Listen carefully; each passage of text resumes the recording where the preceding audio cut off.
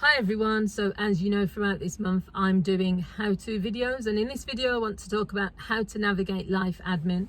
So this is something that comes up a lot, especially when I'm working as a coach and a counsellor, but just in conversations, because I didn't know this term life admin and what it meant. I've heard of life skills, I've heard of other things, but I never heard the term life admin until lots of people, I suppose Gen Z generation, started saying it. You know, oh, I've got this to do and that to do and that to do, and it basically means doing the admin of life, which is everything that we all have to do: laundry, housework, paying bills, sorting out car insurance, sorting out travel plans, all sorts of things which we have to do, but lots of people either avoid and then it becomes overwhelming, or they struggle with. So the first thing is to get organized. Personally, for me, like, I can't live my life without it being organized. I've got reminders on my phone. I have my diary. I mean, my diary's even with me today. Everywhere I go, my diary goes with me. There's always things being written into it. I have wall planners. There's post-it notes. I have to-do lists. I have folders. I mean, I'm just overly organized, but I have to be because I'm running a business. I'm also got life admin as well myself. There's other things as well. If I don't write things down, even things like sometimes I have to write down, reach out to family or check if someone's free for something, but it just works for me. So to navigate life admin, the first thing I'd say is get organized, get your planners, your diaries, your notifications, and get them, stick to them. The second thing is keep on top of things. Don't put things off.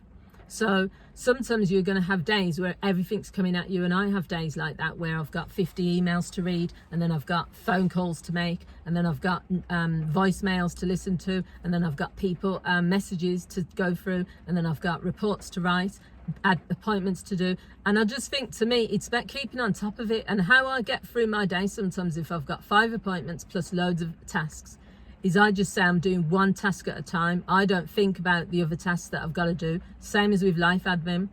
If you have to sort your car tax out, then you have to sort your MOT out. Then you've got to, go food shopping. Then you've got to do housework. Then you've got to do all this. It will feel overwhelming if you think of it all together. But if you break it down and you just do one task at a time, you'll start to feel, oh, okay, I can cross that off the list. It's called a mental checklist. If your mind is full of things that you have to do, you're going to be cluttered. But if you cross things off mentally after you've completed them, your mind is going to be like released, because it's going to be like, oh, that's something now I don't have to think about. The third thing is to ask for help if you need to. If there's things you need help with, ask for help. There's lots of people who have lots of tasks and then they become overwhelming, and then they don't even think. I've worked with people over the years where they've said, oh, I didn't think to ask my partner to do that. I'm doing it all myself. This is like sometimes a woman's burden, where they're thinking, I've got to do it all. I've got to be superwoman. But you can ask for help, and there's nothing wrong with that. The fourth thing is planning ahead. If there's things that need doing, if certain things are going to happen, they're coming up. Things to do with your car, MOT, that's once a year. Car tax, that's like once a year or every 6 months. You got, if you're running a business, when your taxes are due, and you need to do your expenses and things. We know when things are coming, but we don't plan ahead. So putting stuff in your diary, but also planning for it and saying, I need to take half a day off to do this stuff, or I need to find time for this, makes a big difference. The fifth one is prioritize and let some things wait. You need to get into a habit of saying no to some things and also prioritizing what's important. So we can have that cycle of urgent, where something's urgent but not important, or it can be urgent but important. And then you can have something that's important but not urgent. There's like a little thing, I don't know where I found it on, I think on Google somewhere, but it's about prioritizing tasks. You don't have to do everything. You might think you have to, but you don't. And you need to start being more firm and setting those boundaries, so that you say to yourself, I don't have to do everything. I can let some things wait, or I can delegate to other people. That's down to you to make that decision, but you need to get better with boundaries. And the sixth and final thing is to automate things.